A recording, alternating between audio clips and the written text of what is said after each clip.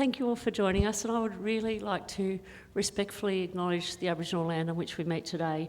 Welcome to the best electorate in New South Wales, the best electorate in Australia. It's with great pleasure, as someone who was an Aboriginal Studies teacher before this, to acknowledge the land of the Darkinjung and Guringai people. This river we call here is the mighty Darebin River. So the Central Coast is sort of surrounded by the north by the Darebin, and up in the south, Lake Awabba up in the north, and then mighty Yengo, Mount Yengo to the west. So if those of you who are local, if you haven't been out to Mount Yengo, we have got in our area one of the richest rock art sites in Australia, with incredible petroglyphs and incredible stories. Over just behind us, there's a beautiful cave that Spike Milligan actually put a fence around to protect the artwork in the cave. So we're really honoured to be on rich Aboriginal land. And I think down here on the waterways where people came to harvest the beauty of the tidal zones, I am privileged every day. So I'd like to acknowledge any Aboriginal people in the room, and I'd also like to acknowledge the organisers who have been so inclusive, which is, I think, what absolutely...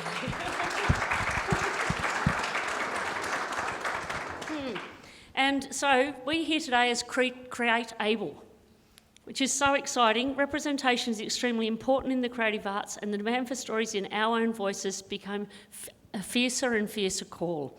So what an honour. Joining me today are the impressive panel of writers and performers. I'd like to introduce Heidi Everett, literary memoirist, academic and performance artist Debra Keenahan, and queer writer Jessica Walton.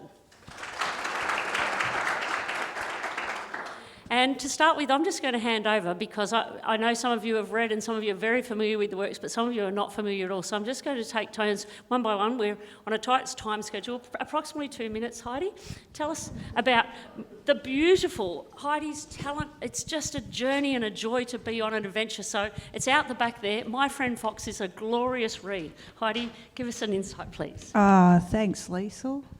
My name's Heidi. I'm from Wurundjeri country, which is Melbourne, and I'd like to pay respects to the Guringai people of this place, of Woy Woy, and also, I might say this wrong, but please correct me, the Darkinjung Land Council as well. So just pay respects that I'm a visitor here today and this weekend, and thank you for having me on your country. I'll try and do my best to respect it and honour your ancestors while I'm here. So, My Friend Fox, this is the book, and I'm really good at just making up my own questions in my head, so... Is that what you asked? Like, just what the book is? Tell us a little bit, what's My Friend Fox about? Take us on a quick journey. Okay, so My Friend Fox is not about foxes, I'll just tell you that now. I'm not supporting that Australia should introduce wild foxes. It's actually about making friends with mental illness. So in my case, it's schizophrenia and everything that entails. So My Friend Fox is about making friends, making peace with your past, your current and your future. And it's a memoir, and it's also part fable. So if you like memoir and fable and dogs, I think I'm going to write a book about dogs next. Yeah, that's my book. Thank you very much. And Debra Keenahan, who's also a performer, has a movie on its way, and has written a piece as part of a series of stories about disabled parents that have been edited by Eliza Hull. And so many of those stories actually resonated with me and my friends and the journeys we've been with.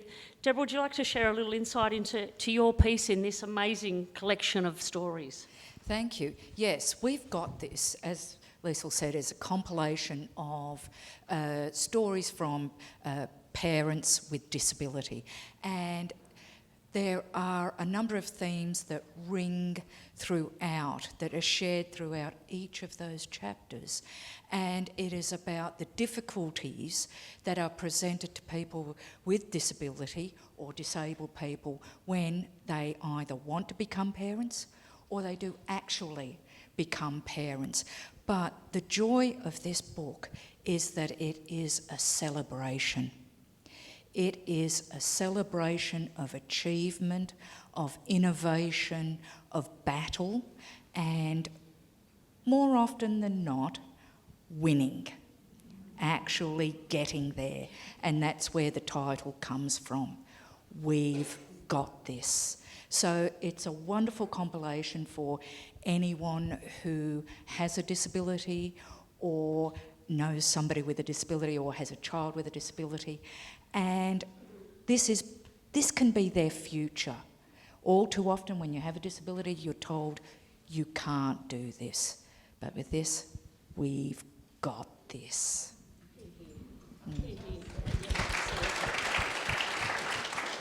Right. And we've got this. When you take a look at Jessica Walton's book, now she's going to tell you the right word for it, but this is it's a picture storybook, which is just unreal, and it takes you on an adventure with gender challenges and amputation, but falling in love and great parenting. So I'm giving it all away, but no, Jessica, over to you. It's beautiful and it's fun, and it's a really nice read.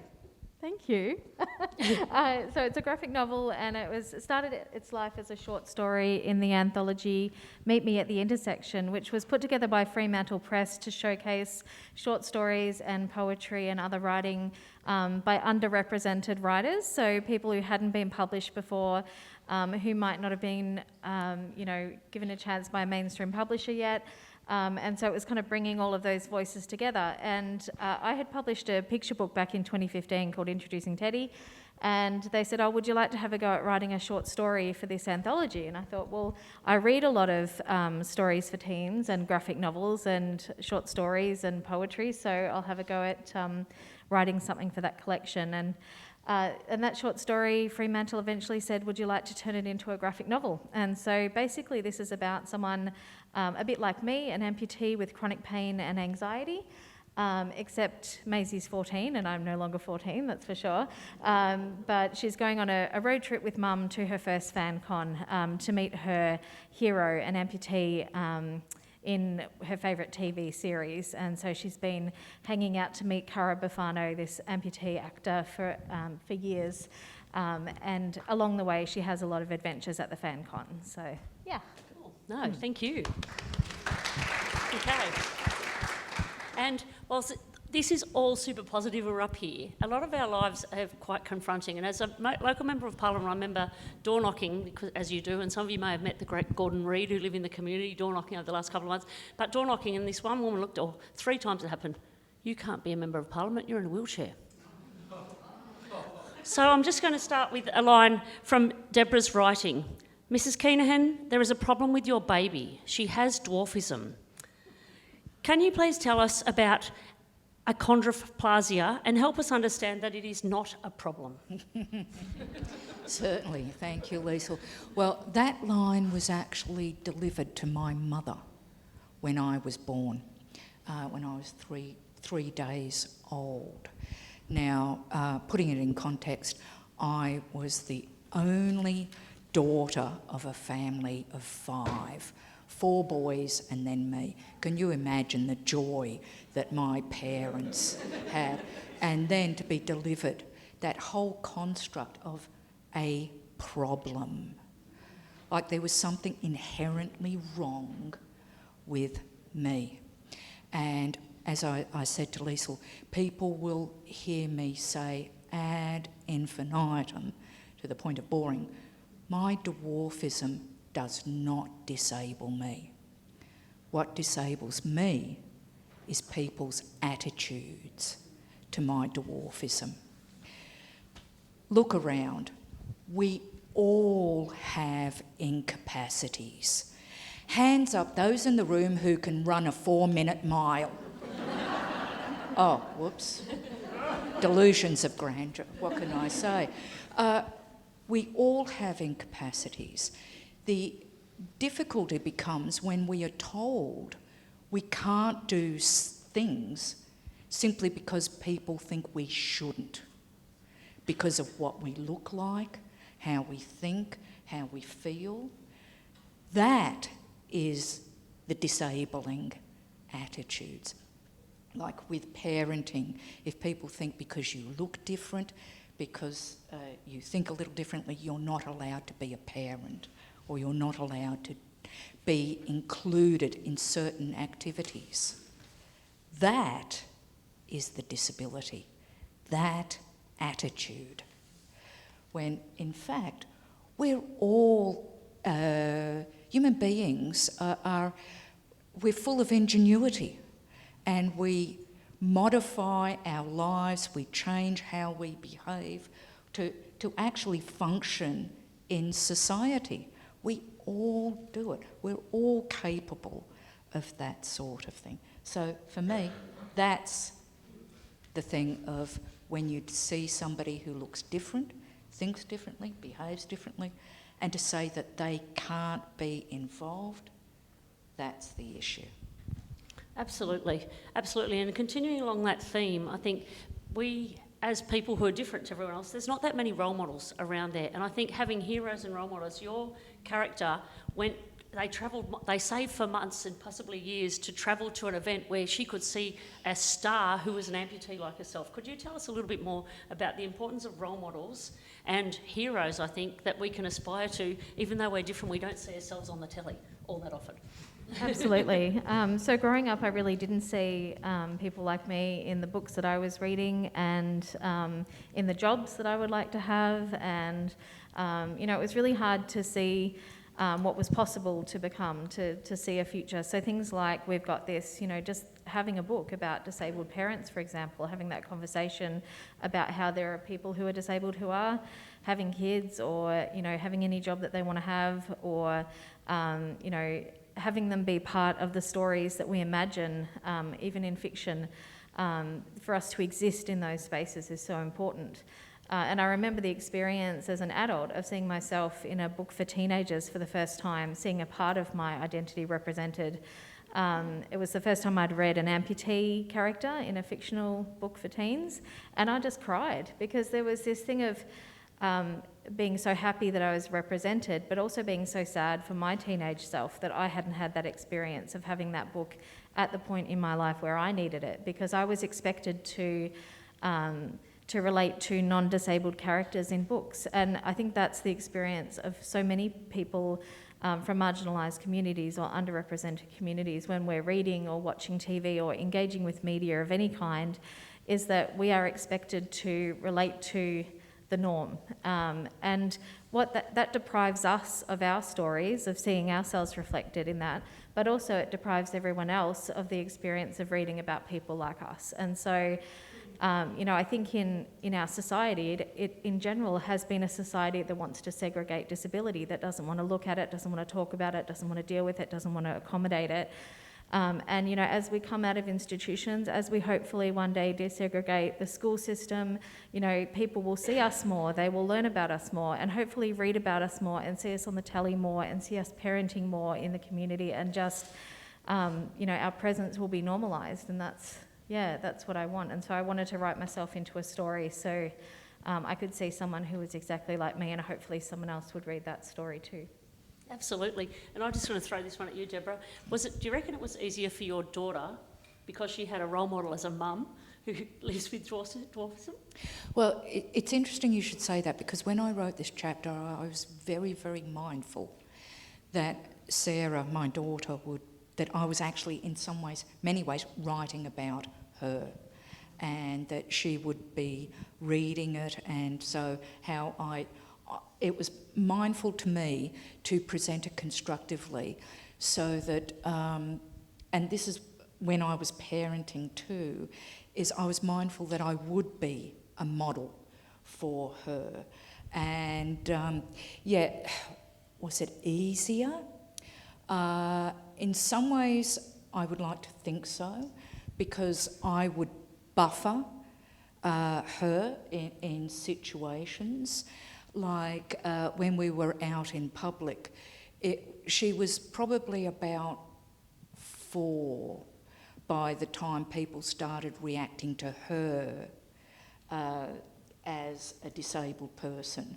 Prior to that, it was always me first, and I was the focus.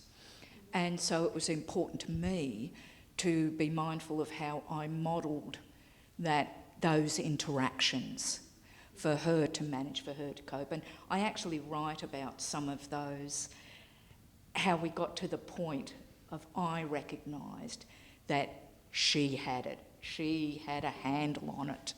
And that for me,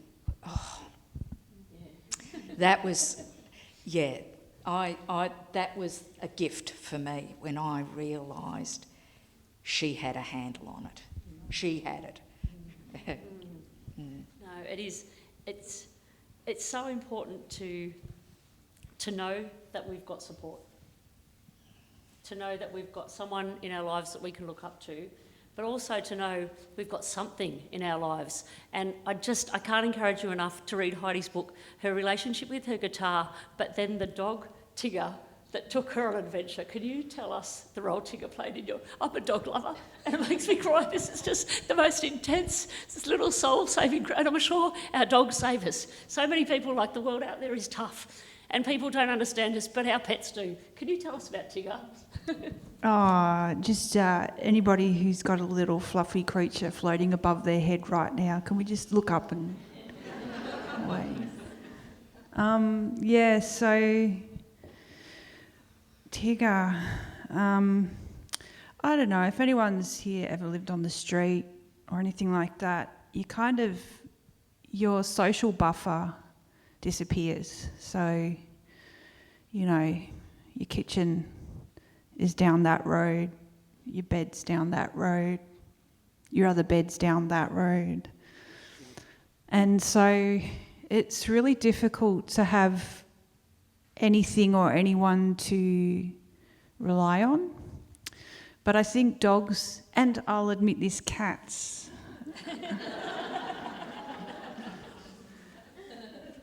I don't know, they kind of transcend that society. And so Tigger was that for me. So when I first got this little red dog from a pound, I was really, in a really bad space. And I'd spent a lot of time in public psych wards, in and out. And then this dog came into my life, and Tiggy got me up in the morning. He reminded me that I had to have breakfast, lunch and dinner. He reminded me that we actually need to go for a walk for fun. And those walks turned into, 3-4 hour treks, and then double day treks up in the bush, and, just travelling around. So Tiggy was also the first time I was able to express love to another living creature. I mean, my parents are loving, we have that love. But I think this little dog was the first time I was able to express it legally, and he gave me so much unconditional love and trust and belief. And that's my dog. I could see a few people nodding about their dogs. And I kind of hope that I get another dog one day, but it's a long healing process. I hope we get to talk a little bit about healing as well in this chat. Yeah. Yeah, no, absolutely. Unconditional acceptance. Unconditional acceptance, absolutely. Yep, and I'm going to go on with that to talk about our support people and how important our support people are, who don't judge us in one iota of what we are. So, Debra, you talk of your dear friend and support person who you were with when your tears flowed. She was irate at the response of the so-called experts. Jessica, in Stars in Your Eyes, Maisie found Ollie, who was totally cool with her leg and with her gender identity. And then Heidi, you found Tigger, but you also acknowledge your skitsy activist mates, your tribe of cheeky mavericks who don't rock the boat, but rock up in a seaplane and throw out the pool noodle. Who'd like to speak first about the importance of people who don't judge us, who just have absolute compassion and understanding of who we are from deep within? We've all got a story. Well,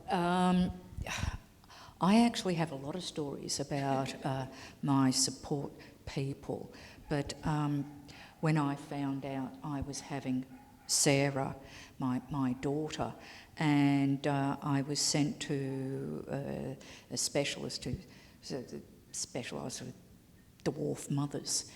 And I actually didn't find out I was having Sarah until I was quite advanced in the pregnancy.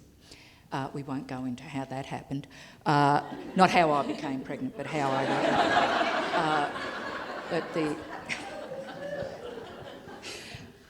and he sat there and he looked, and I'd had the ultrasound, and he said to me, "You should have come to me earlier. I could have done something about this."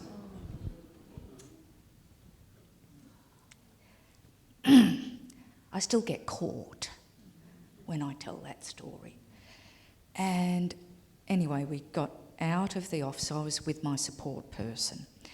And we got into the car. We sat there. She looked at me and she said, "You want to cry, don't you?" And I let it go. She was irate. She was irate for me. I wanted to just be sad. I was in the most joyous point of my life. The most joyous point. And I had that at me. But thank heavens I had my support person. But that's what I want to do for my daughter. I want to be there for her. My husband is here for me. We have to have our support people. We all do. But it's also joyous to support others, to be in that role, to be in that relationship. We're social beings. We need other people. We need that unconditional acceptance. And that's what support people do, the unconditional acceptance.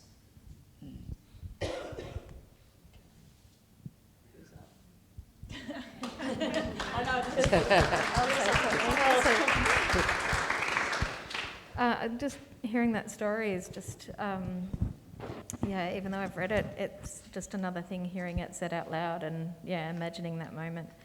And I'm sorry that happened. That's awful. And it is, we do navigate ableism all the time in so many environments, in so many contexts. And having people there who get you and know that you are dealing with that all the time is really important. So, for example, my partner notices every time I get stared at and knows that I struggle with that sometimes, and is kind of that buffer for me between me and we call them the sticky eyes that sort of follow me everywhere. And we call the swimming pool the disability danger zone, because it's when I'm in my bathers and I'm on crutches and my amputated leg is, sticking out of my bathers, and people are really... we always get this thing of I walk into the pool and everyone turns around to have a look. And with children, it's completely natural because they're not exposed to disability. There are no bodies like mine on the TV for them.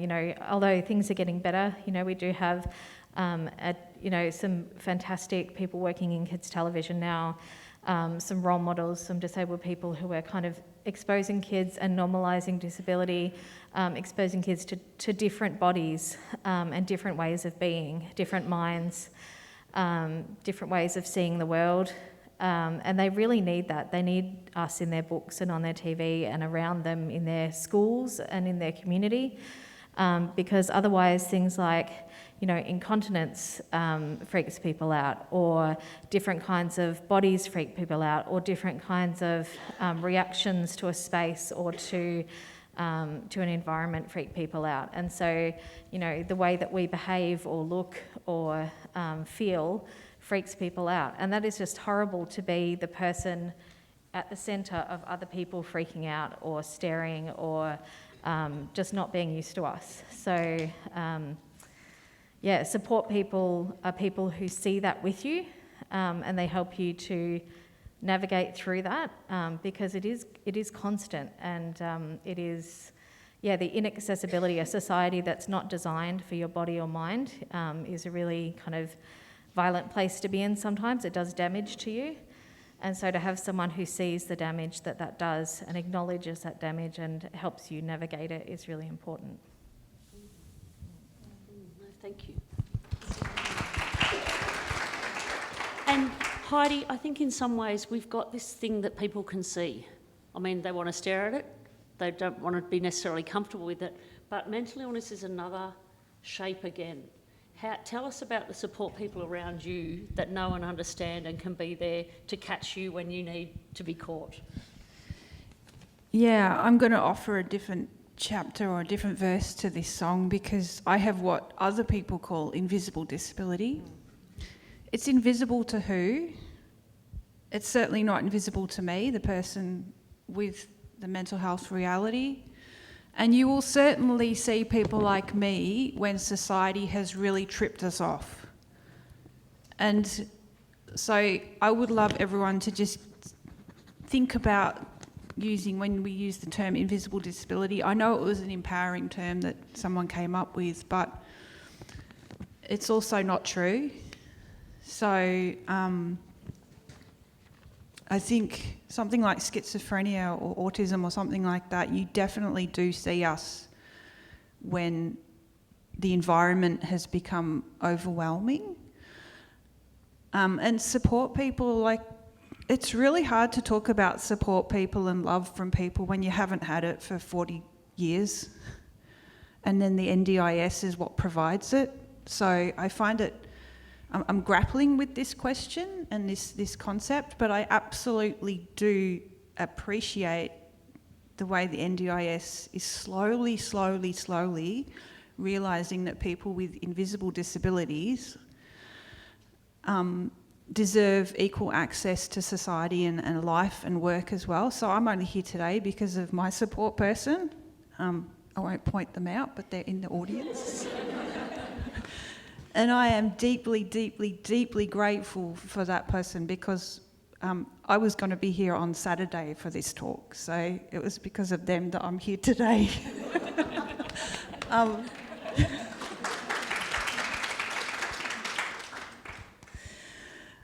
So yeah, it's a difficult question because I also, when we're talking about schizzy people, I run a not-for-profit. I think it's the only one in Australia for people with schizophrenia now. It's called Schizzy Inc. And most of those people in Schizzy Inc. community do not have family or friends. And public psych wards are the most cruelest, inhumane spaces you can put people with no family and friends to try and recover from trauma. You know, there's this old saying, you never get flowers in a psych ward. It's very true. So, yeah, I don't want to bring you down, but... So. No. Dogs! Dog! We're going... Yeah, no, thank you. Thank you for your honesty, and I apologise for my ignorance, and I take that on board absolutely. So it's a great place to ask the question in front of our friends here. So let's talk about it. And I think this is breaking down the barriers.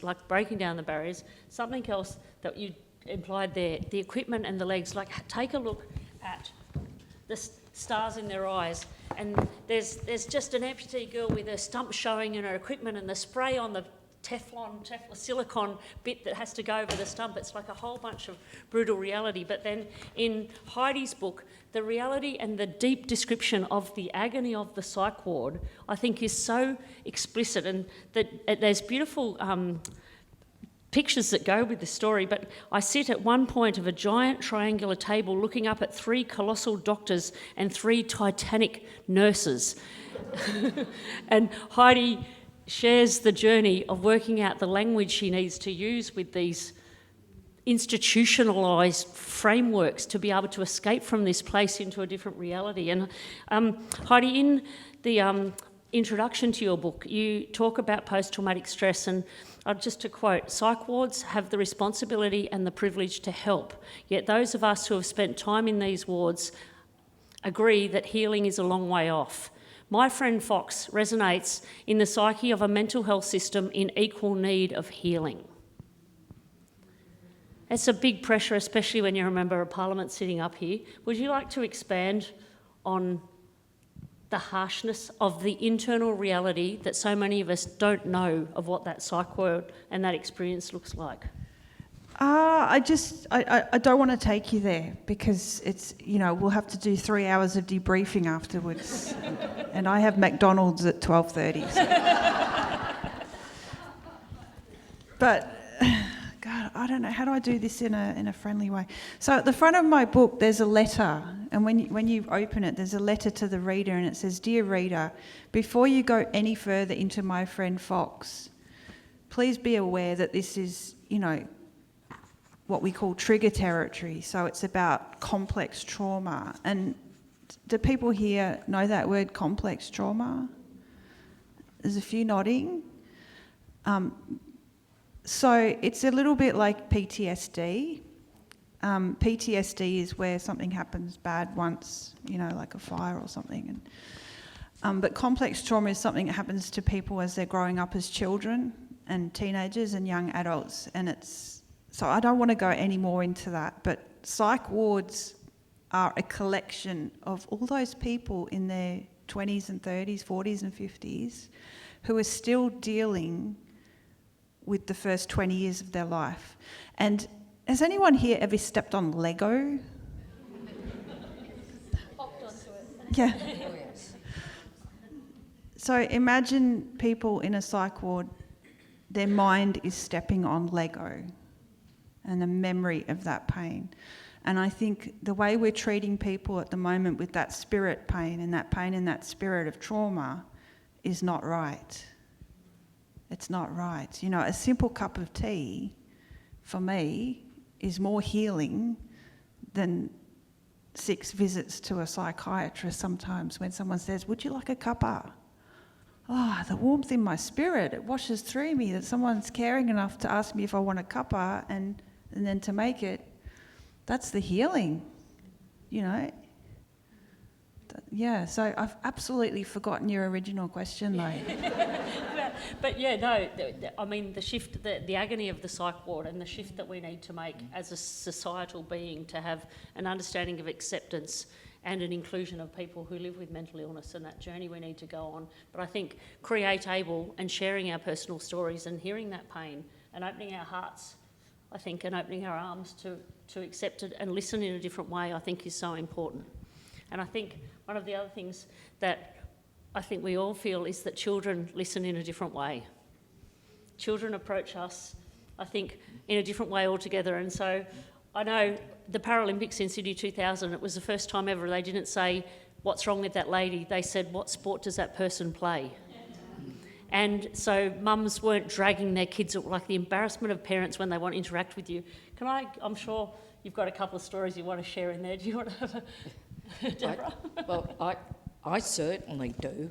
As you were saying, when you have a visible difference, children are naturally curious, and depending on, and my chapter tells a couple of stories between what I refer to as careless parenting and careful parenting.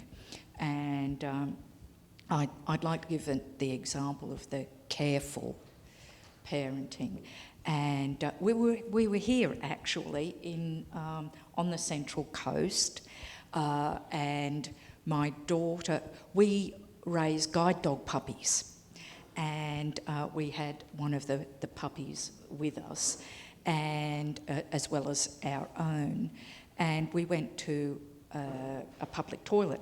My daughter stayed outside with the puppies, and I went inside anyway.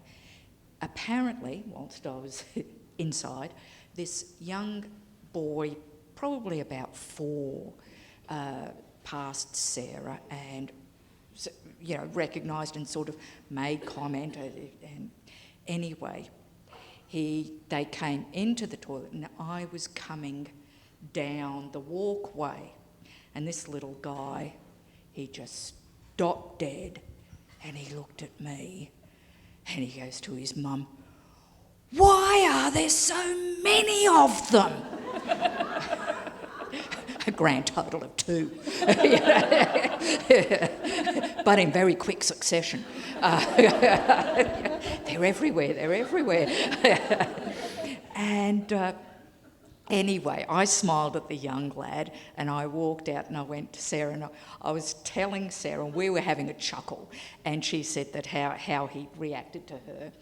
Anyway, while we were stood there, they came out and the mother came over to us and she said, oh, look, I just want to apologise for my son, you know, for what he said. I hope he didn't offend you. And she said, but I explained to him that everybody's different. Some people are really tall and some people are very small. I said, but we're all the same. And he said, no, that was perfectly fine. It was lovely. And she introduced the young fella to us, and his curiosity had gone. He was far more interested in playing with the puppies than far more. I mean, they were much, apart from that, they were cuter. But, you know, so the thing is, that's what I call careful parenting, because she actually cared about us, but she cared about the impression she was leaving her son. And that's important. And I think we need a whole heap more of that. Yes. Indeed. Indeed. Jessica, have you got a child interaction story that you'd like to share with us about shifting attitudes and responding awkwardly or appropriately? Well, I'm a casual relief teacher, or I was in another life before I started writing and speaking full-time, but before that I used to go around to all different schools and teach, and you know, you're coming in just for a day, filling in for a teacher, and so you're just teaching whatever they've left for the students. But I always built in about half an hour of what I call leg time, because they're so curious about the leg that I can't get them to focus on anything else. And so eventually I realised that this needed to be a part of every teaching day if I was at a new school or with a new class. And so I actually would, you know, draw a prosthetic leg, draw my crutches, draw my wheelchair on the board, answer all their questions. Yes, they did cut it off. No, I wasn't awake when it happened, you know. They want to know all the gory details of the amputation mostly. And then, you know, as Debra said, once they've kind of got that curiosity out of their system, they're ready to learn for the day. And this is all stuff that, you know, as I said, because they're, you know, all at mainstream schools where so many disabilities are, you know, segregated away from them, they're not actually used to being around disabled people. Sometimes there'll be, you know, in mainstream schools, some disabled kids, and those disabled kids often feel alone and isolated. And the non-disabled kids around them often don't have a very good understanding of their disability. We all need to be in together, as messy as that would be, because that's life and that's real society. And, you know, people are, you know, do have different bodies and minds, and they do learn in different ways. And if we're all in together, then we'll know that right from the start. But I like to just sort of, you know, desegregate their minds just for half an hour in that morning and talk to them about different bodies and different minds. And I tell them I've got anxiety and depression as well, and if they have questions about that, then I explain what that is. And I talk about how I have special medicine to help me with that. And I tell them I have chronic pain and that I have special medicine to help me with that as well.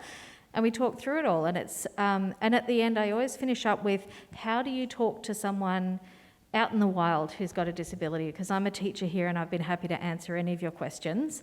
But, you know, coming up to a teacher and looking under their dress when they have one leg, when they walk into the school, is not really an appropriate way to behave. And so we talk through how to handle your curiosity and how to be respectful when someone doesn't want to be stared at, asked a question, when someone says no.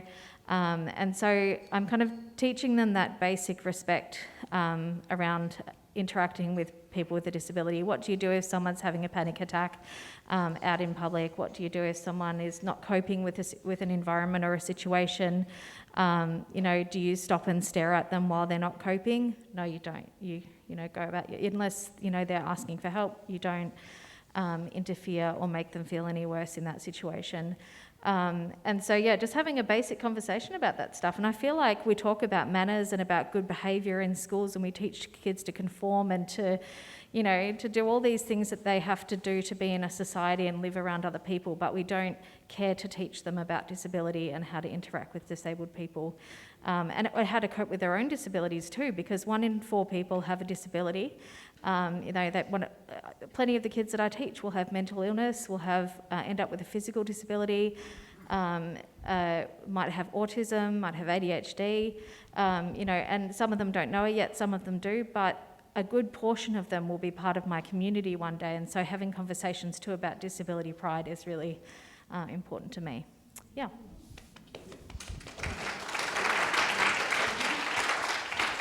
Heidi, I'm going to throw this one at you because this is a reality we're moving into, I think, with young people in the post-COVID world and the challenges of lockdown and the way that kids have evolved in that time. Give us some advice about the best way to speak to young people about their mental health reality and complex mental health reality that's not the norm. We can't see it. What is it? How do we talk about it? I think, Deb, you touched on the social model. Did we talk about that already? We touched on it, We yes. touched on it. We touched on it. Yes. There's this thing called the social model, and I'm not going to talk about it, but if we can transpose that over mental illness, a lot of the problems around mental health and stigma and cycles will just vanish.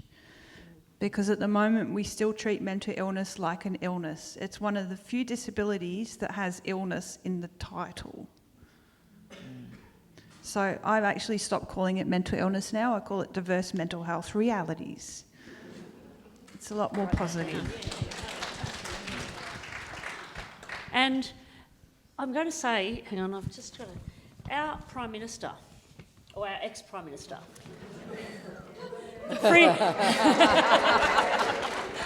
I'm a little bit biased, and might have joined the Labor Party because we introduced Medicare and free health and the NDIS and the importance of NDIS in our community, but our previous Prime Minister was blessed not to have children with disability. It made you guys cringe. How did it make you feel, Deborah? Yes, it was deeply concerning because leadership is important. People look to leaders, whether or not they agree with them, they look to leaders as an indication of how to go, direction and so on. So when you have an attitude like that, it just immediately pushed people with disability to you poor, pathetic creatures. It was just so cringe-worthy. But can I just say a little bit about, I also for 30-odd years been an academic and teach about human rights and such like. And I would say to my students, when we would talk about disability, I hope you all become disabled. I really do. I hope you all become disabled. And the interesting thing, you would see their face drop. And I would go, why do you think I say that?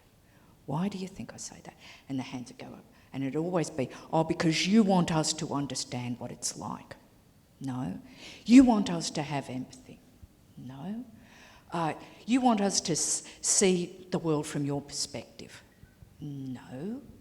They go, because, for me, I say that because at the very least, it will mean you have lived a long life.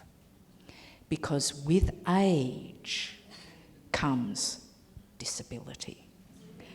Yes, it is the one group we all have the capacity of becoming a member of, if we're lucky. If we're lucky. So therefore, how we handle disability, how we treat disabled people, is actually in everyone's best interest. It is. It's in everyone's best interest.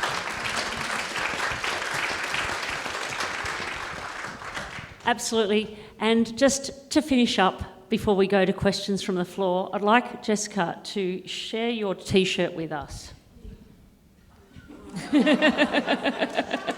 The future is accessible. I'd like to thank you all so very much for joining us today. I'd like to ask for a round of applause for our outstanding panellists.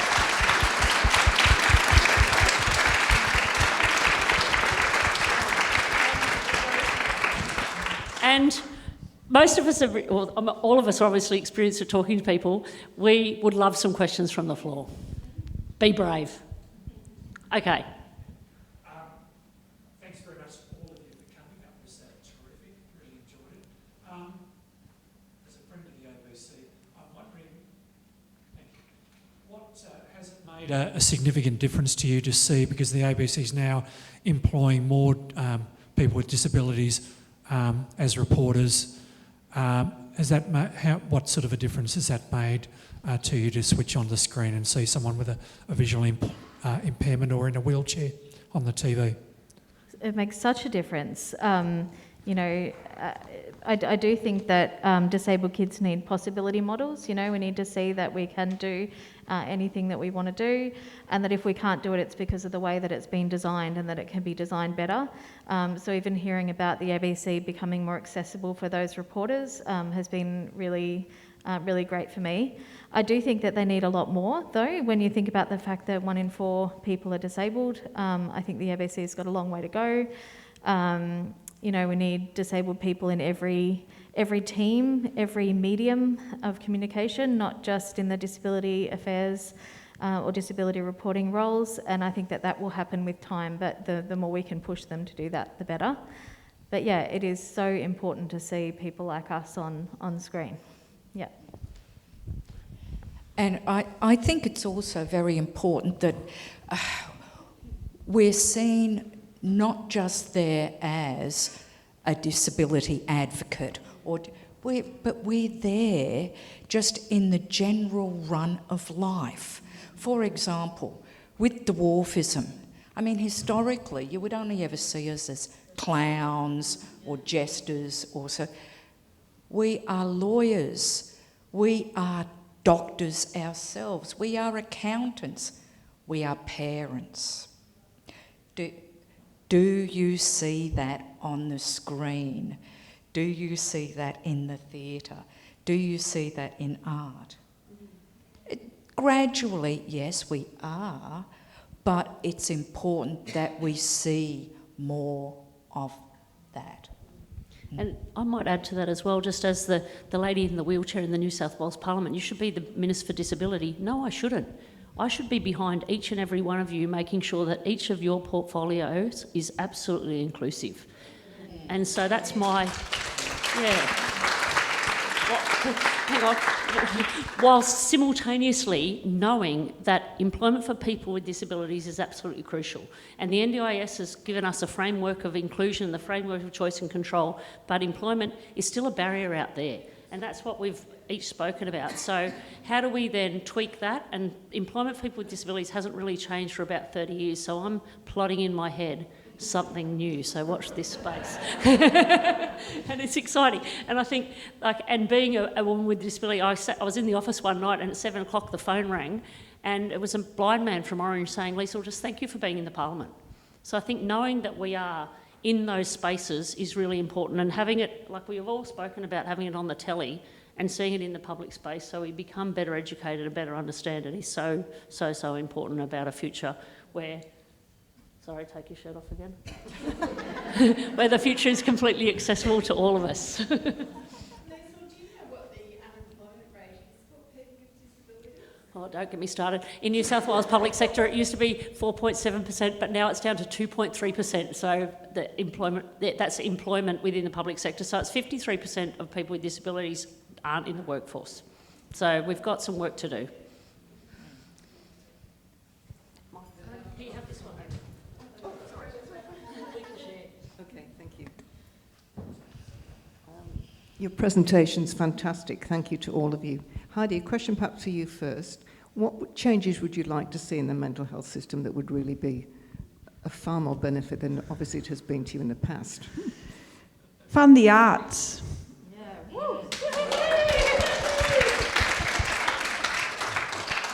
Fund the arts. Because I have this mantra, and it's, if I tell my story in a clinical setting, I get punished with medication or a psych ward. if I tell the exact same story through the arts, I get paid.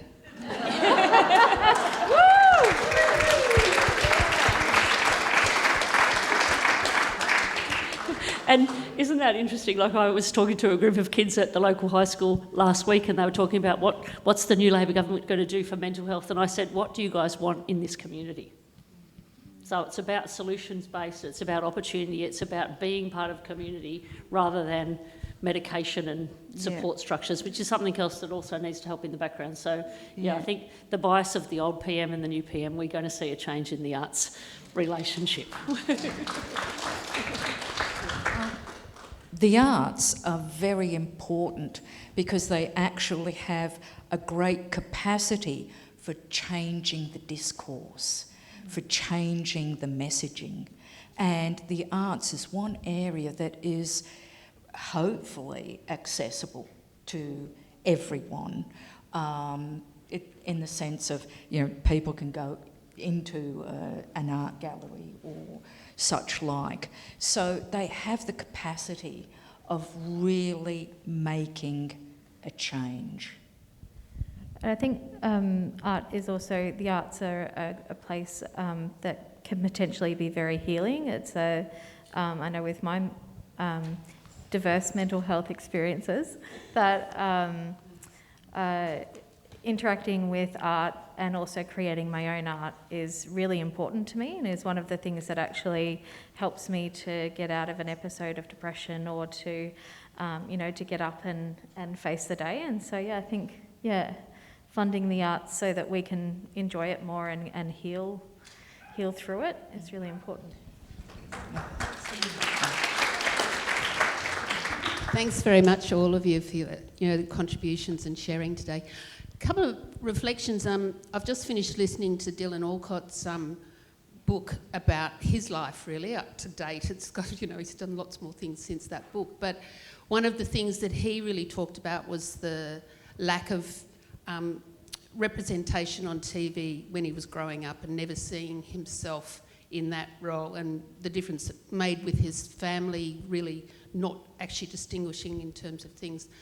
I think it's sort of pretty amazing, but he's now, the Australian of the Year, given he's been saying this thing, but he's also a sports champion, he's also a commentator, he's also an organiser of, rock music festivals. I mean, he's a pretty stunning guy, but I think that seeing him as the, Australian of the Year must be really inspirational to a lot of people. The other thing, just thinking about the comment, Deborah, about reaching 60, like being an older person and getting disability. The NDIS stops when you're an older person. And I'm just wondering if you'd like to comment on, that sort of contradiction about that scheme, which is so helpful for so many people. But if you turn a day over that, you can be eligible one day and not eligible the next. Yeah. Well, it's quite interesting. I actually have personally had significant issue with the NDIS because it is inconsistent in its handling of conditions. Like, for example, here on the Central Coast, people with my condition have been readily accepted into the NDIS without an issue. We moved here from Sydney. Myself and my daughter were both told, you do not have a disability. You cannot get anything from the NDIS, despite the fact we can't drive a car unless it is modified. We can't hang up our clothes on a regular clothesline or anything like that. So there was a clear issue of consistency there. But these are things that gradually, through advocacy, is changing. We have a system. It's it needs improvement. It needs improvement. But all systems do. That's the nature of it. We don't get it right straight off, and we're forever tweaking, as we have learned here today, that different situations require different modifications and considerations. So I think the most important thing is stopping, listening and hearing what is being said and requested by the people with the various needs. And I might add on the back of that, I've got a very good mate of mine who knew that he had to move north as a quadriplegic as he got older because he can't thermoregulate his temperature, but he moved to Townsville before he was 65 so he can get on the NDIS, and that then carries with him. So I think also as policy makers we've got a responsibility, and it's interesting, every other state in Australia has actually legislated about accessible housing, whereas apparently New South Wales is run by developers. So I've got to tap into those developers that are doing it well in other states and take them on a journey to make that as accessible, so we be prepared to actually change. It's going to cost money, but it means that rather than not having a house that you can move into as you age or as you acquire a disability, we can all just move amongst our houses. Whereas in Scandinavian states, it's actually legislated that any redevelopment has to be completely accessible with a bathroom and bedroom downstairs. So it's a framework and it's a legislation that NDIS has invented, but it's now a journey we need to go with to make it improve and acknowledge that we're all living to 100. Mate, I reckon we should be capturing the amazing abilities of people who are seniors who live for 30 quality years of life to recontribute back as spare grandparents, but that's not in legislation yet either. So we've got so much more to go, and I think we've got time for one very quick last question. Oh, we've got a lady up the back there. I'm an art therapist and a writer, and I've been coming at this thing of creativity and mental health for a long time. Liesl opened an exhibition that we had at the Red Tree a few months ago, Alice in Dunderland, and there's a subsequent event that's been separated from the whole project because of COVID. That's coming up in September called Truth Telling and Consequences. And it's that thing of listening to you, makes me supremely happy, makes me, the level of honesty and integrity and life experience, which is, particularly when we're coming from the mental health perspective, when as Heidi so eloquently and succinctly stated, you can tell exactly the same question to a psychiatrist in the mental health system and be force drugged and have to stay and have your human rights taken away from you, and then you can tell exactly the same story to an audience of compassionate, sensible, intelligent people, and be applauded for your courage, and that's what needs to change. There needs to be systemic change here where we're talking about legislation, we're talking about policy, we're talking about consequences for those who are doing phenomenal amounts of damage to people who are vulnerable in the first place. And if that doesn't happen now with this change of government, then we will have missed an historic opportunity to make things right, really, on all sorts of levels. So I hope that happens. That would be good. Can I just say really quickly in relation to the last question too that aged care is a disability rights issue, and we've seen a lot coming out about abuse and neglect in that sector, and there are so many of our community that live in aged care facilities, and that is a disability rights issue that must be addressed. And our communities are together, really. We are part of the same community, the elderly community and the disabled community. There's so much overlap, and our right. If we work together for our rights, we're a very powerful group. So.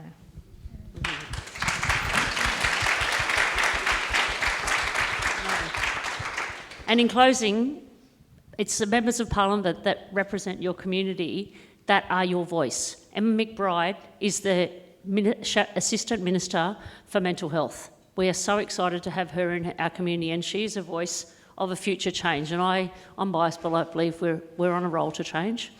And it's a really exciting time. And I think on that note, I'd really like to thank the organisers who are making us as people, this is about CREATABLE.